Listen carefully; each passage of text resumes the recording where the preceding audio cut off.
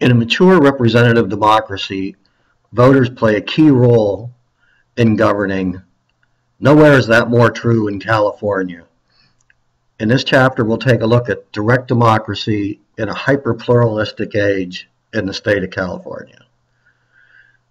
We're going to start about talking about progressivism, California style, and then we'll get into some initiative battles and talk about the initiative, referendum, and recall, those forms of direct democracy. Here's some of the elements that progressives gave us: direct primaries, at-large elections, nonpartisan elections, merit system and short ballots, and professional management, all the result of the progressive movement in the early 1900s. In California, progressivism really represented both the individualistic and moralistic political subcultures. It started as basically white and middle class, urban in nature, not necessarily radical, really consisted of small business owners, lawyers, real estate operators, doctors, journalists. And it depended on entrepreneurial leadership. One of the most used forms of direct democracy, perhaps the most used form in California, is the initiative. Here's how an initiative becomes law. If you want to propose an initiative, you write the text, ask the Attorney General to provide a title and brief summary. Secretary of State prepares a calendar of filing deadlines. Then you need to gather your signatures, file the petitions with county elections offices. Signatures have to be verified to make sure you have enough. And then the Secretary of State will deem the initiative qualified if indeed it has enough signatures. Then it will appear on the ballot for approval or rejection.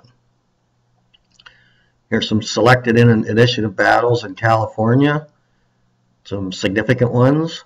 Proposition 13, also known Give the Money Back. Here's the background. 1970s, California home prices skyrocketed, and so did property taxes. The legislature and the governor couldn't agree on how best to provide the tax release, so a Los Angeles real estate developer and apartment owner, Howard Jarvis, proposed an initiative, cut the real estate taxes in half, and curb subsequent growth. Gathered a record number of signatures. Prop 13 passed with 64% of the vote. Some of the consequences. Because property taxes were cut back so dramatically and local governments really relied on property taxes, local services needed to be slashed severely. Local governments lost a bit of their autonomy. They had to look to the state for resources.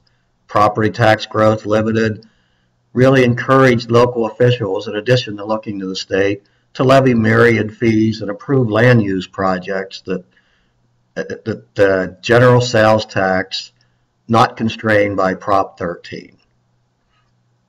And it also spawned a generation of public officials who didn't really want to reform the measure or question its wisdom, though that's changing a little bit today. Props 22 and 8 both dealt with limits on same-sex marriage. Prop 22 in 2000, its initiative defined marriage as between a man and a woman. That's the only marriage valid and recognized in California. Supporters outspent opponents, and it passed with 61% of the vote, in large part because a large number of conservatives turned out because of a competitive primary, Republican primary that year. But we saw gay rights activists were re-energized when San Francisco's Mayor Gavin Newsom declared same-sex marriages to be legal in his city. 2008, leading up to Prop 8, California Supreme Court declared that same-sex couples have the same fundamental right to marry as heterosexual couples. When that ruling was made, Prop 8 had already qualified for the November ballot. And the campaign spending on it was intense, would be more than $73 million. Supporters of Prop 8 said that defeating the measure would endanger the position of marriage in society and require schools to teach acceptance of homosexuality. Opponents said that same-sex unions were an important additional step on the road to civil rights for all Americans. Prop 8 passed. Prop 8 actually passed, and the battle then turned to courts. California Supreme Court upheld Prop 8. The opponents filed in federal court claiming that it violated the 14th Amendment. District and appellate courts then rejected Prop 8. And the U.S. Supreme Court in 2013 ruled that, on a technical matter, a very narrow ruling, ruled that Prop 8 supporters lacked standing to defend it in the courts. And the Supreme Court ordered the Ninth Circuit Court of Appeals to dismiss the case for lack of jurisdiction, and same-sex marriages resumed. Moved to legalizing marijuana, Prop 215 of 1996. That was a proposal that legalized possession and use of marijuana for medical purposes. Passed with 56% of the vote, but as it turns out, federal law continued to ban the use of marijuana for any purposes, and these two court decisions affirmed that position. In 2009, the U.S. Attorney General announced that the feds would no longer enforce federal marijuana laws against medical users, cultivators, and dispensers in states that permitted medical use. And we've seen a significant number of Californians using medical marijuana as a result of this. An initiative in 2010, Prop 19, the proposal would allow anyone over 21 to possess, cultivate, or transport marijuana for recreational or personal use.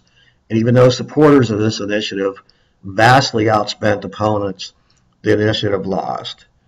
And today, in 2014, legalization backers have just recently stopped efforts to place the issue on the ballot, and they may look to do it in 2016. Here's what we can call the initiative mess. Your text calls the initiative mess. Big money can trump good ideas.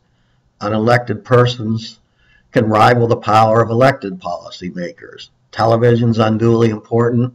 Elected officials use the initiative process as well. Successful initiatives expand the government's workload, and citizen initiatives enhance judicial power because people look to the judicial branch to make important rulings about the initiatives.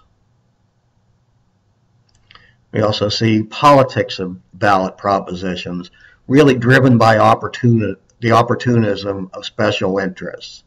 They really drive that process. Ballot propositions are expensive.